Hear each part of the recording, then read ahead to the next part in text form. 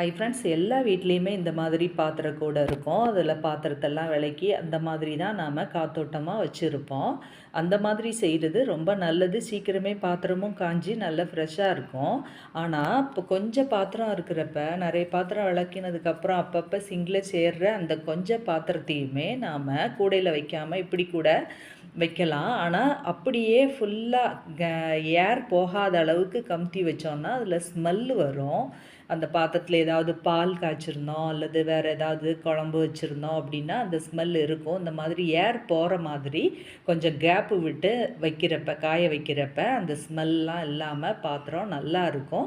சீக்கிரமே காஞ்சிரும். காஞ்சதுக்கப்புறம் அந்த வாடையே வராது. நம்ம என்ன வச்சுருந்தோம், தயிர், பால் அந்த மாதிரி எது வச்சுருந்தாலுமே அந்த ஸ்மெல் இல்லாமல் இருக்கும். எப்போவுமே பாத்திரத்தை இந்த மாதிரி ஏர் போகிற அளவுக்கு காய வைக்கிறது தான் நல்லது. கூடையில் அதை பார்க்க வேண்டியதில்லை. ஆனால் தனியாக வைக்கிறப்ப